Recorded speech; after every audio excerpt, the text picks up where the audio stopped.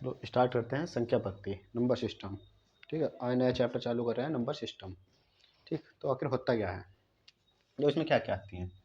इसमें होती है सम्मिक संख्या। सम्मिक संख्या, सम्मिक संख्या मतलब कॉम्प्लेक्स नंबर, कॉम्प्लेक्स नंबर। ठीक, सम्मिक संख्या पढ़ी होगी तुमने कि सम्मिक संख्या होती क्या है। सम्मिक संख्या ए प्लस आयोटा बी, ए प्लस आयोटा बी। ठीक, ए प्लस आयोटा बी। तो इसमें जहाँ ए क्या होता है, ए होता है हमारा वास्तविक नंबर, वास्तविक संख्या। ठीक, जिसे बोल देंगे हम रियल नंबर। ठीक, और जहाँ बी होगा एक हमारी काल्पनिक, काल्पनिक संख्या। काल्पनिक संख्या मतलब इमेजिनरी,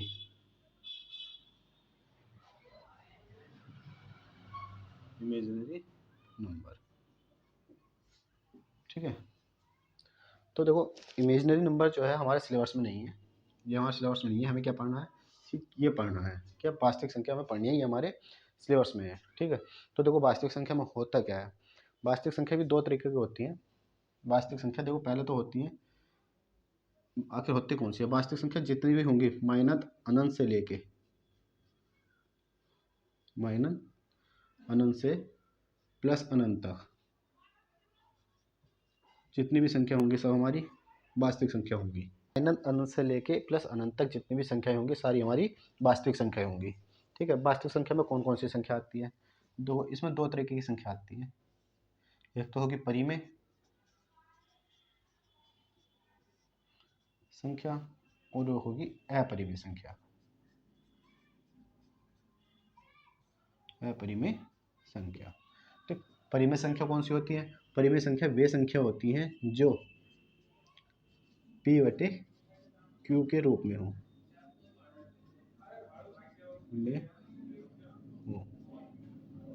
ठीक, जो p बटे q के रूप में होगी वे क्या कहलाएंगी, परिमेय संख्या। और अपरिमेय कौन सी होगी, जो p बटे q के रूप में न हो। ठीक है, जो p बटे q के रूप में होंगी वे हमारी कैसी कहलाएंगी, परिमेय संख्याएं। और जो p बटे q के रूप में ना हो वे कैसी कहलाएंगी, अपरिमेय संख्याएं। ठीक है, परिमेय मतलब रेशनल नंबर और अपरिमेय मतलब इरेशनल नंबर। ठीक है, तो जो एग्जाम्पल देखते हैं इसके, एग्जाम्पल। ठीक, एग्जाम्पल है जैसे 4/5, 5/6, 9/11, ये जितने भी होंगी संख्या हमारी कैसी होंगी, परिमेय संख्या होंगी, यानी कि p बटे q के रूप में है। बस एक कंडीशन होगी यहाँ पे, एक कंडीशन होगी,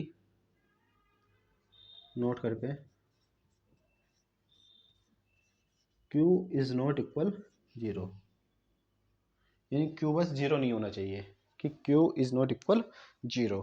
और जो अपरिमेय संख्या होंगी जैसे भी होंगी √2, √3, √5, √6, जिनका भी पूरा पूरा रूट बाहर ना आए वो कैसी हो जाएंगी, हमारी अपरिमेय संख्याएं। ठीक है,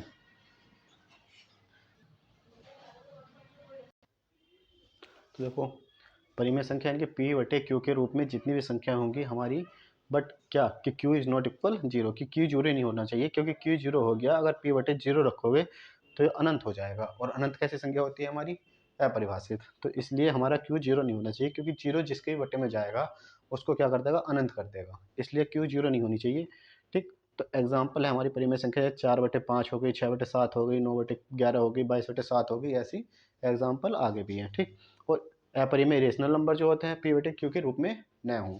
ठीक, जैसे √2, √3, √4, √6। ठीक है, पर यहाँ पे जो √4 है, ये √4 का मान तो हमारा 2 होता है, और 2 हमारी 2/1 कैसी संख्या हो गई, ये परिमेय हो गई। ठीक है, तो यहाँ पर √4 अपरिमेय संख्या नहीं है, जबकि √6, √5, √11 जितनी भी संख्या है हमारी अपरिमेय है। ऐसे भी हो सकती है 2 + √3, ये भी अपरिमेय संख्या है। 3 - √3 ये भी अपरिमेय संख्या है। 5 प्लस अंडर रूट 2, ऐसा कुछ भी हो मतलब रूट में, जिनका रूट पूरा पूरा बाहर ना है। ठीक, सारी क्या कहलाएंगी? अपरिमेय संख्याएं कहलाएंगी। ठीक है,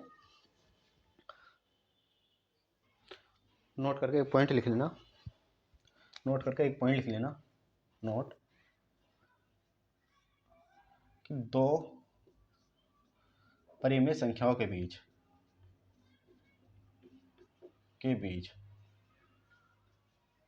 अनंत परिमेय संख्याएं होती हैं,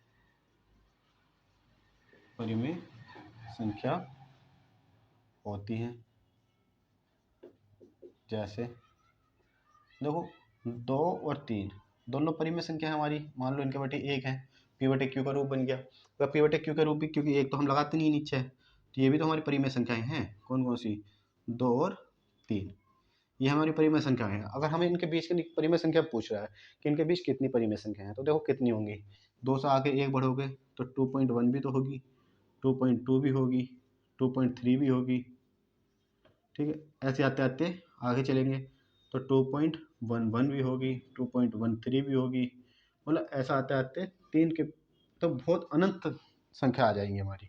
ये सब परिमेय संख्याएं हैं, क्योंकि इनको पी बटे क्यू के रूप में लिखा जा सकता है।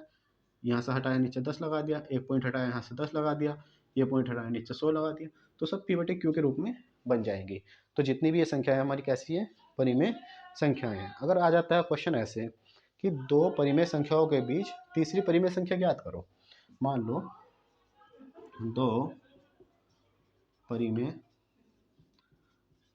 संख्या के बीच तीसरी परिमेय संख्या, तीसरी परिमेय संख्या ज्ञात करो, ज्ञात करो। तो देखो मान लो परिमेय संख्या हो जाएंगी हमारी 4/5 और 3/5, ये ले लो। ठीक, 4/5 और 3/5, इन दोनों बीच में जो परिमेय संख्या निकालनी है, तो देखो तीसरी जो संख्या हो जाएगी इनके बीच की, तीसरी संख्या क्या होगी? 4/5 प्लस 3/5 और सबके बटे 2। ठीक, ये हो जाएगी, इसे सॉल्व कर लो, कितना हो जाएगा?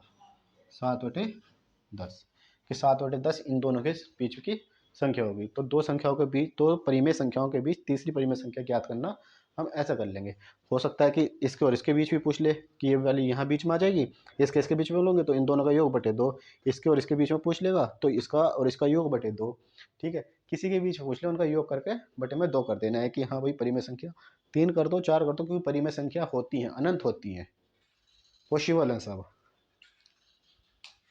ठीक है, तो चलो आगे देखते हैं। देखो नोट करके एक पॉइंट और लिखना है, पॉइंट लिखना है ये नोट करके। अगर दो अपरिमेय संख्या को जोड़ा या घटाया जाए, अगर दो अपरिमेय संख्याओं को जोड़ा या घटाया जाए तो योग परिमेय और अपरिमेय हो सकता है। यानी जरूरी नहीं कि अगर अपरिमेय संख्याओं को जोड़ रहे हैं तो अपरिमेय ही आएगा योग। ठीक है, हो सकता है कि जोड़ा या घटाया जाए तो परिमेय भी हो सकता है और अपरिमेय भी हो सकता है। ठीक है, कैसा हो सकता है चलो देखते हैं एग्जाम्पल के थ्रू, क्या एग्जाम्पल देखते हैं। ठीक है, कोई उदाहरण ले लेते हैं, एग्जाम्पल ले लेते हैं, अपरिमेय संख्या ले लेते हैं, अपरिमेय संख्या, अपरिमेय संख्या ले लेते हैं हम। अपरिमेय संख्या जैसे √2 हो गई और 3 प्लस √2 हो गई। ठीक है, और एक और ले लेते हैं एग्जाम्पल सेकंड वाला, √2 हो गई और 3 माइनस √2 हो गई। ठीक है, तो मैं क्या कह रहा था, अगर दो अपरिमेय संख्याओं को जोड़ा या घटाया जाए तो योग परिमेय या अपरिमेय हो सकता है, यानी दोनों में से कुछ भी हो सकता है। ठीक है, तो देखो यहाँ देखो क्या हो सकता है, मैंने इनको दोनों को जोड़ दिया। अगर इन दोनों को जोड़ा तो देखो क्या हुआ, √2 प्लस 3 प्लस √2, तो देखो क्या हो गया, 3 प्लस 2√2। तो ये कैसी संख्या है? अपरिमेय। ये संख्या कैसी आई? 2 प्लस √2 अपरिमेय। अपरिमेय क्यों है? क्योंकि इसका पूरा पूरा मान नहीं निकल सकता, पूरा पूरा मान नहीं निकल सकता। ठीक है, और देखो ये अगर हम घटाएं, देखो ये तो मैंने जोड़ा था, ठीक, दो अपरिमेय संख्याओं को जोड़ा था और यहाँ पर मैं दो अपरिमेय संख्याओं को घटा रहा हूँ। यहाँ पे घटा रहा हूँ कि √2 -3 और सॉरी यहाँ पे प्लस ले लो कि 3 और प्लस √2 देखो माइनस, ठीक है। तो देखो इससे ये कट गया हमारा, ठीक है। तो बचा क्या -3 और -3 कैसी हो गई एक परिमेय संख्या। तो परिमेय संख्या धनात्मक और ऋणात्मक हो सकती है, कोई दिक्कत नहीं है उसमें, ठीक है। ऐसा बोल ऋणात्मक परिमेय संख्या धनात्मक परिमेय संख्या दोनों तरह की हो सकती है, प्लस माइनस दोनों हो सकती हैं, ठीक है। तो अगर हम दो अपरिमेय संख्याओं को जोड़ें या घटाएं तो योग अपरिमेय ही आए, जरूरी नहीं है। अपरिमेय परिमेय दोनों में से कुछ भी हो सकता है, ठीक है। देखो परिमेय संख्या को मैंने उदाहरण ले लिया था 2 और एक ले लिया था √2 सॉरी, और एक ले लिया था 3 + √2। जो मैंने इन दोनों को जोड़ा तो 3 + 2√2 आया, ठीक। तो 3 + 2√2 और ये कैसी संख्या है अपरिमेय। और जब मैंने ये वाला उदाहरण दोनों को घटाया, जब मैंने घटाया तो घटाने पर क्या आया मेरा √2 से √2 कट गया, बचा -3 और -3 कैसी संख्या हमारी परिमेय संख्या है, परिमेय, ठीक है। परिमेय संख्या क्योंकि 3/p/q का रूप बन रही है, ठीक है, और पूरी है, ठीक। तो ये हमारी कैसी हो गई अपरिमेय संख्या को जोड़ना या घटाना। चलो एक चीज और देखते हैं कि अपरिमेय का पता कैसा करें कि अपरिमेय है या परिमेय है, ठीक है। चलो उदाहरण लेते हैं, चलो उदाहरण देखते हैं हम। देखो घनमूल, ठीक, ये ले लिया हमने, चतुर्मूल ये ले लिया हमने, पंचमूल, ठीक। अब और ले लो, बस चार 3 ही ले लो, कोई दिक्कत नहीं। अगर और लेना चाहो तो और ले सकते हो, कोई दिक्कत नहीं है, ठीक है। और लेना चाहो तो और ले लो, मान लो यहाँ 8 कर लो, ठीक है। चलो इनमें से बोल दे कि अपरिमेय संख्या बताओ, अपरिमेय संख्या बताओ। तो अपरिमेय संख्या बतानी है, ठीक है। देखो 40 96 को क्या लिख सकते हैं हम 2 की पावर 12 लिख सकते हैं। 40 96 को सिंपल फॉर्म में कर सकते हैं कि 2 की पावर 12, और ये जो करने का हाथ है 1 3 तो 1/3 में जाएगी, और 3 चौक 12। तो देखो कितना आया 2 की पावर 4, और 2 की पावर 4 कितना होता है 2 दूनी 4 दूनी 8 दूनी 16, ये हो गया 16, ठीक। अब इसे भी लिख लो कि 2 की पावर 12 और पूरे की पावर 4, 1/4 करनी हाथ बटे में जाती है, तो 4 × 12, तो 2 दूनी 4 दूनी 8, क्योंकि 2 की पावर 3 बचा है तो इसे लिख देंगे 8, ठीक। चलो इसे लिख देंगे 2 की पावर 12 और पूरे की पावर 1/8, ठीक है। तो इसे करेंगे सॉल्व, तो 4 दूनी 8 और 4 × 12 यानी कि 2 की पावर 3/2, यानी कि 2 की पावर 1.5, ठीक है। तो देखो ये हमारी 16/1 ये परिमेय संख्या हो गई, ये परिमेय संख्या हो गई, पर ये अपरिमेय, अपरिमेय, ये अपरिमेय संख्या हो गई, ठीक है। अगर पूछने लगे कि ये कौन सी परिमेय है कौन सी अपरिमेय है, ठीक। अरे जो पूरी पूरी ना कट रही हो, जो रिपीट हो रही हो, वो अपरिमेय हो जाएगी, ठीक है। चलो तो हम देखते हैं नया टॉपिक। चलो देखते हैं। देखो परिमेय संख्या में 3 तरीके की संख्याएं होती हैं, कौन कौन सी। एक पूर्णांक होती है कि पूर्णांक संख्याएं जो होती हैं, ठीक है, और एक होती है पूर्ण संख्या, और तीसरी होती है प्राकृतिक संख्या, ठीक है। चलो देखते हैं कि ये होती कौन कौन सी है। तो पूर्णांक जो होगा हमारा अनंत से लेके अनंत से लेके -3 -2 -1 0 1 2 ये अनंत तक जो पूर्णांक होगा हमारा, लेकर -अनंत से +अनंत तक जितनी भी संख्याएं होंगी सब हमारी पूर्णांक में होंगी। बस क्या कि ये पॉइंटों में ना हो, कि नहीं पूर्ण संख्या हो, जैसे -3 -2 जैसे -23 हो गया एग्जाम्पल, ठीक है। तो ऋण पूर्णांक हो गई, ऋण पूर्णांक, ठीक है। +23 हो गई तो ये धन पूर्णांक हो गई, ठीक। तो पर ये 1 पॉइंट मान लो 1.5 है, 1.5 है, तो 1.5 हमारी ये पूर्णांक नहीं है, पूर्णांक नहीं है, क्योंकि जो पॉइंटों में आएंगी वे पूर्णांक नहीं होंगी, जो पूरी पूरी संख्या होंगी, चाहे वे निगेटिव की हो चाहे वे पॉजिटिव की हो, ठीक है। चाहे वे पॉजिटिव हो चाहे निगेटिव हो, पर जो पूरी हों वे कैसी होंगी हमारी पूर्णांक संख्या कहलाएंगी, ठीक है। जो पॉइंटों में होंगी वे पूर्णांक नहीं कहलाएंगी, ठीक। ये बात नोट करके लिखना। अगर हाँ हमसे ये बोलने लगे कि अगर हमसे ये बोलने लगे कि 1.2 1.2 सॉरी 1.2 का महत्तम पूर्णांक बताओ, 1.2 का महत्तम पूर्णांक बताओ।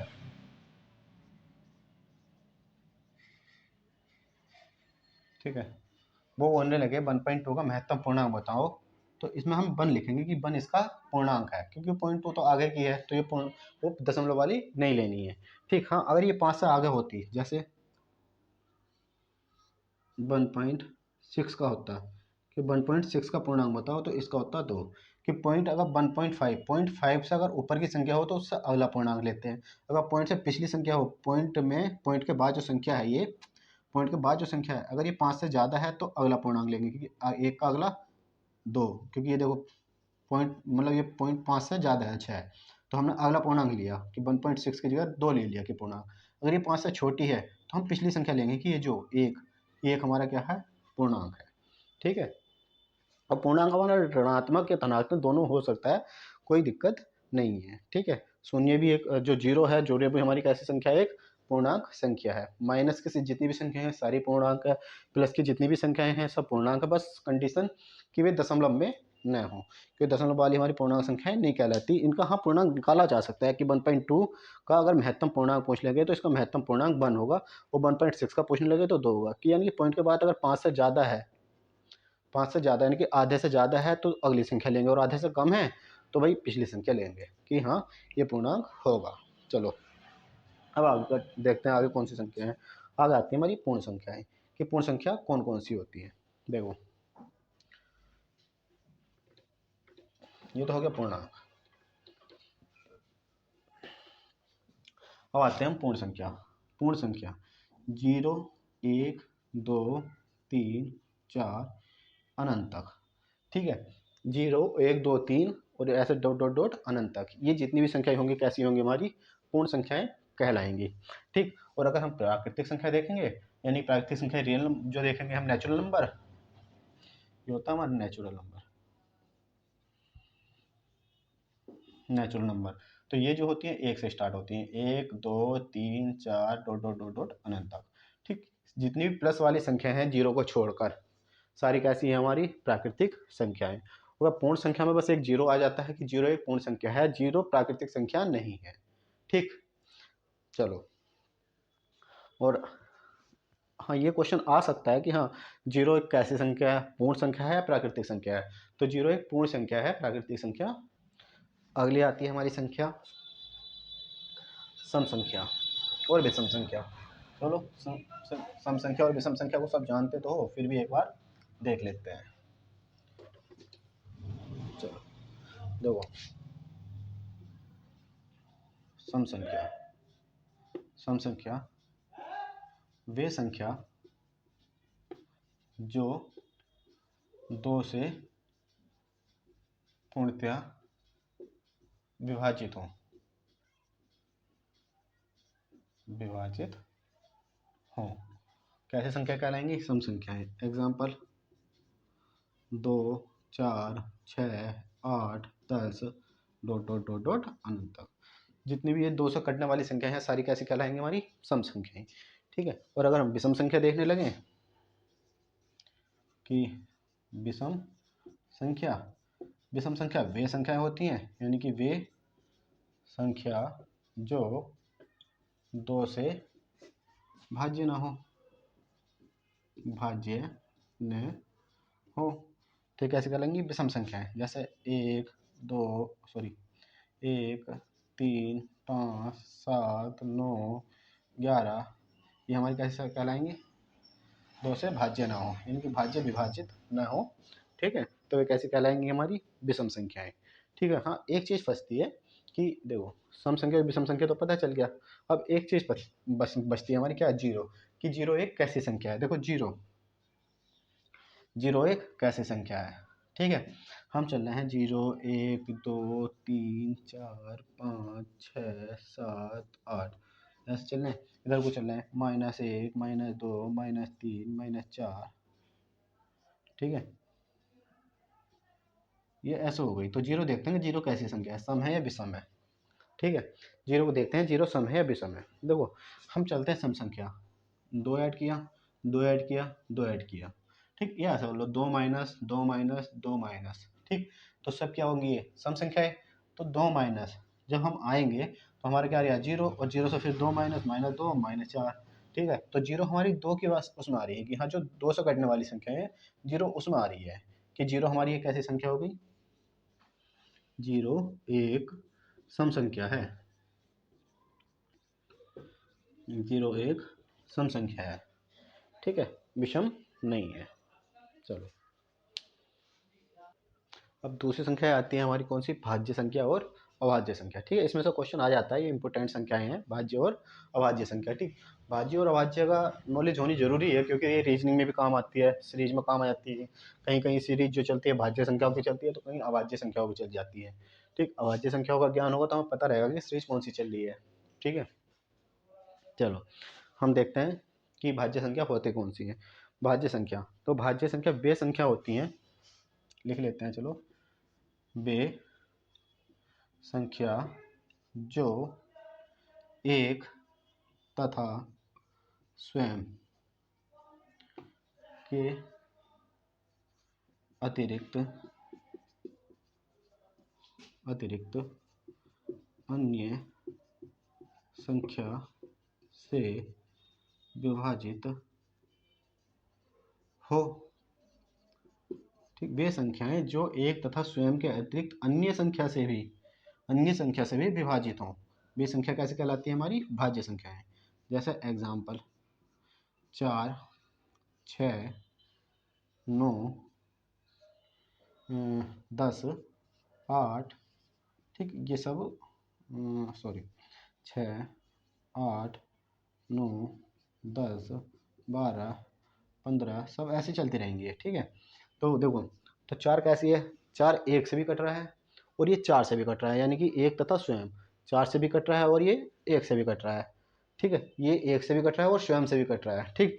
और किसी अन्य संख्या से भी कट दे तो अन्य संख्या दो से कट रहा है, ठीक। ये एक से भी कट रहा है और छः से भी कट रहा है, और अन्य संख्या किससे, दो और तीन से भी कट रहा है, ऐसे ये, ठीक। एक से खुद से भी कट रहा है और एक से भी कट रहा है, और अन्य संख्या दो से भी कट रहा है, चार से भी कट रहा है, और ये ऐसे ये तीन से भी कट रहा है और एक से भी कट रहा है और नौ से भी कट रहा है, ऐसी ये संख्या है, ठीक है। तो ये जो वे संख्याएं जो एक तथा स्वयं के अतिरिक्त अन्य संख्या से विभाज्य हो, वे कैसी होती हैं, हमारी भाज्य संख्याएं। और अभाज्य आती हैं, तो अभाज्य संख्या हमारी वे संख्या होती हैं कि वे संख्या जो एक तथा स्वयं के अतिरिक्त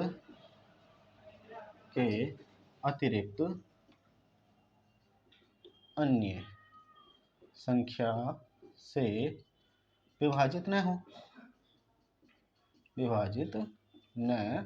हो, तो क्या कहलाती है, अभाज्य संख्या। देखो एग्जाम्पल देख लो, एग्जाम्पल 2, 3, 5, 7, 11, 13, ठीक है। ये संख्या कैसी है, हमारी अभाज्य। दो है, ये एक से कट रहा है और दो से कट रहा है, यानी कि एक से और स्वयं से कट रहा है, किसी और संख्या से नहीं कट रहा है। ऐसी तीन है हमारा, तीन भी एक से कट रहा है और तीन से कट रहा है, यानी कि एक से और स्वयं से कट रहा है, किसी अन्य संख्या से ना कट रहा है। ऐसी 5, ऐसी 7, ऐसी 11, तो ये ऐसी संख्या क्या कहलाती है, हमारी अभाज्य संख्याएं कहलाती हैं, ठीक है। चलो तो इसमें ये एक चीज़ और नोट कर लो, क्या पूछता है, इसमें पूछता है कि सबसे छोटी अभाज्य संख्या कौन सी होती है। तो सबसे छोटी अभाज्य संख्या दो होती है, ठीक। और सबसे छोटी भाज्य संख्या पूछ ले तो सबसे छोटी भाज्य संख्या कौन सी होगी, सबसे छोटी भाज्य संख्या, ठीक। और ये हो जाएगी सबसे छोटी अभाज्य संख्या, ठीक। बड़ी नहीं ज्ञात कर सकते क्योंकि ये तो अनंत तक है, बड़ी का हमें नहीं पता, हम छोटी का पूछ लेता है वो कि सबसे छोटी भाज्य संख्या बताओ, और उदाहरण में दे देगा 2, 3, 4 और 6, इसमें बोल देगा सबसे छोटी भाज्य संख्या बताओ। ये एक एग्जांपल दे देगा कि सबसे छोटी भाज्य संख्या बताओ। तो दो कैसी है, दो तो अभाज्य है, सब क्या 2 पे टिक लगा देते हैं, तो ये गलत है, क्योंकि 2 को से देखते हैं ये तो 2 के पहाड़े में आ रहा है, अरे ये सम है, तो सम बम का कुछ नहीं काम है इसमें, क्योंकि ये तो भाज्य और अभाज्य चल रहा है, ठीक है। और भाज्य अभाज्य भाज्य वे होंगी जो एक तथा स्वयं के अतिरिक्त किसी और से भी कट रही हो, पर 2 तो ऐसी संख्या है जो सिर्फ अपने से और 2 से ही मतलब 1 से ही कट रही है। 3 भी ऐसी है तो 3 भी नहीं है, तो कौन है 4, कि सबसे छोटी भाज्य संख्या हमारी 4 है। ऐसी अभाज्य में पूछने लगे तो 2 है, ठीक, 3 मत लगा देना, 2 है कि सबसे छोटी भाज्य संख्या अभाज्य संख्या हमारी 2 है, ठीक है। चलो आगे चलते हैं। देखो अब आते हैं हम सहभाज्य संख्या और द्विक अभाज्य संख्या, जिसमें से भी एग्जाम में आ जाता है कि निम्न में से वो 3 मतलब 4 ऑप्शन दे देगा कि निम्न में से सहभाज्य संख्याएं कौन सी है, ठीक है, और द्विक अभाज्य संख्याएं कौन सी है। चलो तो ठीक है, अब हम ये देखते हैं कि ये होती क्या है।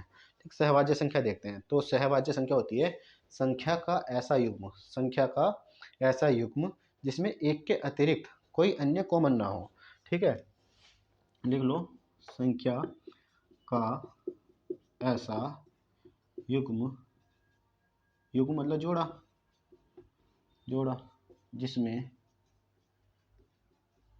एक के अतिरिक्त एक वन के अतिरिक्त अन्य कुछ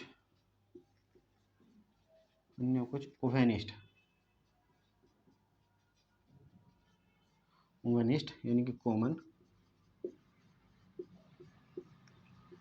न हो, ठीक है। एग्जाम्पल देख लो, ठीक, संख्या का ऐसा युग्म या जोड़ा जिसमें एक के अतिरिक्त अन्य कुछ उभयनिष्ठ न हो, ठीक है, जैसे 2 7 3 5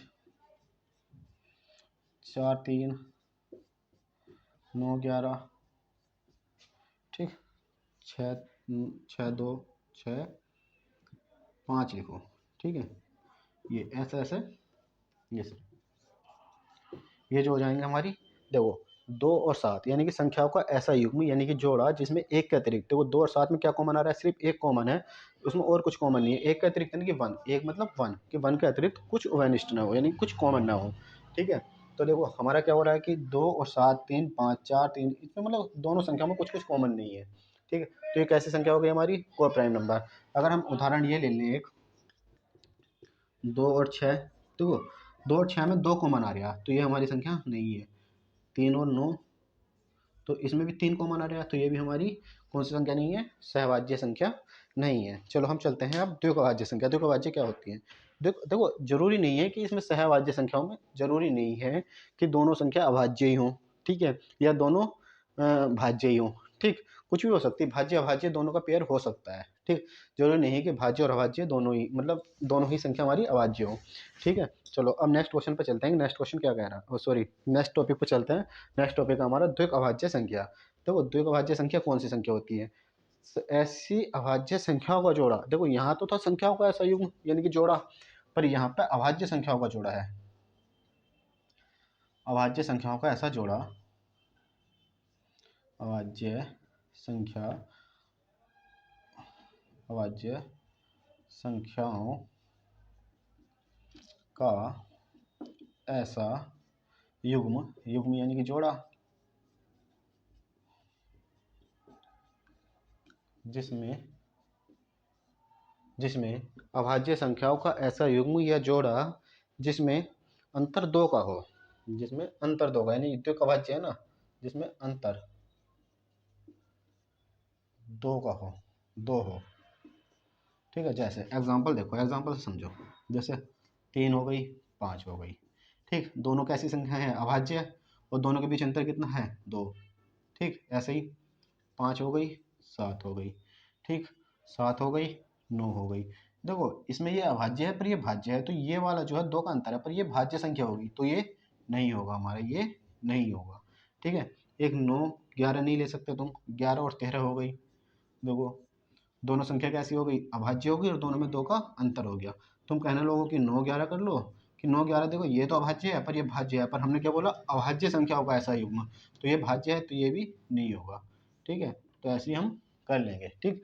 तो द्विक अभाज्य और सहभाज्य संख्याओं में अंतर पता चल गया, ठीक है, दोनों पता भी चल गया कि कौन कैसे कैसी होती है। देखो अब आती है हमारी संख्या कौन सी, क्रमागत संख्या, क्रमागत संख्या। देखो क्रमागत संख्या कौन सी होती है, जो क्रम में, सीधी सीधी है डेफिनेशन लिख लो, जो क्रम में आती हूँ, क्रम में आती हूँ, बस शॉर्ट डेफिनेशन लिख लो, जो क्रम में आती हो। एग्जाम्पल से समझो, देखो एग्जाम्पल 1 2 3 4 5, ठीक, ये जितनी भी संख्या देखो क्रम में आ रही है, 1 2 3 4, जरूरी नहीं कि 1 से स्टार्ट हो, ऐसा हो सकती है 10 11 12 13, ठीक है, ऐसा हो, या जरूरी नहीं कि 10 से स्टार्ट हो सकता है कि 16 से कर लो, 16 17 18 19 20, ऐसे ये सब हमारी कैसी हो जाएगी, क्रम आगे, बस क्रम में आनी चाहिए, ऐसा जरूरी नहीं कि एक एक के अंतर पर हो, ऐसा हो जाएगी 2 4 6 8 10 12, ठीक, ये भी हमारी क्रम संख्या हो गई। विषम भी हो सकती है 1 3 5 7 9 11, ठीक, ये भी हम सब क्रमागत संख्या है, इनकी क्रम में आ रही है, जरूरी नहीं कि 2 2 के अंतर पाए, 3 3 के अंतर पा सकती है, 4 4 के अंतर पा सकती है, 5 5 के अंतर पा सकती है, ठीक है। तो क्रमागत संख्या हमारी वे संख्याएं होती हैं जो क्रम में हो, यानी कि 1 2 3 4 क्रम में हो, जरूरी नहीं कि 1 से स्टार्ट हो, 10 से स्टार्ट हो जाए, 16 से स्टार्ट हो जाए, 101 से स्टार्ट हो जाए, कहीं से भी स्टार्ट हो सकती है, 20 से 21 से 29 से, कहीं से भी जहां से मन करो, बस क्रम में हो, ठीक। 2 2 के अंतर पर हो सकती है, 3 3 के अंतर पर हो सकती है, 5 5 के अंतर पर, 10 10 के अंतर पर, अंतर समान होना चाहिए सभी संख्याओं के बीच, ठीक, तो भी क्रम में होंगी, इनको उनका एक ना कोई क्रम है, ठीक, तो वे कैसी संख्या हो जाएंगी, क्रमागत संख्या हमारी हो जाएंगी, ठीक। क्रमागत में अगर मान लो कि अगर मानने लगे, कि अगर संख्या मानने लगे, तो देखो संख्या कैसे मानते हैं क्रमागत में, अगर पहली संख्या हमने x मान ली, तो अगली संख्या x+1 मान लो, फिर x+2 मान लो, x+3 मान लो, ठीक, ऐसी हमारी ये जैसे जो भी है ये क्रमागत संख्याएं हो गई। वो बोलते हैं कि 4 क्रमागत संख्याएं, तो 4 क्रमागत 1 2 3 4, 3 क्रमागत संख्याएं 1 2 3, ठीक, तो ये क्रमागत हो गई, ठीक। अब आती है हमारी सम क्रमागत, सम क्रमागत, दो सम क्रमागत कौन सी संख्या हो जाएंगी, जो सम में होंगी, जैसे 2 4 6 8, ठीक, ये हमारी कैसी होगी, सम क्रमागत। अगर ये ना मानने लगो, अगर पहली संख्या x माननी है, तो दूसरी कौन सी होगी, x+2, फिर x+4, x+6, ये आती चली जाएंगी, बस कंडीशन की पहली संख्या जो हो हमारी सम हो, ठीक। अगर हम विषम क्रमागत मानने लगे, कि विषम क्रमागत, देखो विषम क्रमागत कैसे आएंगी, 1 3 5 7 9, ऐसा आते हैं 11 13 15 17, ठीक। अगर इसमें मानेंगे तो इसमें पहली संख्या हम x, दूसरी संख्या x+2, सेम ही मानते हैं, बस अंतर बता रहा हूँ अभी, देखो अंतर अंतर ये है कि जब हम सम मान रहे हैं तो पहली संख्या x मानी, तो दूसरी मान लो सम मान लो कि पहली संख्या 2 मानी, 2 में 2 जोड़ा, 2 और 2 4, 2 और 4 6, 2 और 6 8, तो सारी कैसी आती चली जाएंगी, सम संख्या आती चली जाएंगी, ठीक। अगर हमने विषम क्रमागत माननी है तो विषम भी यही माननी है सेम, ठीक। बस कंडीशन ये है, तुम्हारी कंडीशन ये है कि पहली संख्या जो माननी है, जो पहली संख्या माननी है हमें, पहली संख्या विषम माननी है, कि x का मान अगर हमने 1 रख दिया, एक विषम संख्या है, तो 1 और 2 3, 1 और 4 5, 1 और 6 7, तो कैसे आती चली जाएंगी, विषम संख्या आती चली जाएंगी। जबकि जब भी मानना है हमें तो सेम संख्या माननी है, x x+2 x+4, क्यों, क्योंकि 2 2 के अंतर पर सम भी होती हैं, 2 2 के अंतर पर हमारी विषम भी होती हैं, ठीक है। चलो, ये संख्याएं जितनी भी थी, संख्या तो हो गई हमारी कंप्लीट, मैंने संख्याएं सारी बता दी हैं, जो जो संख्या थी तुम्हारी, ठीक है।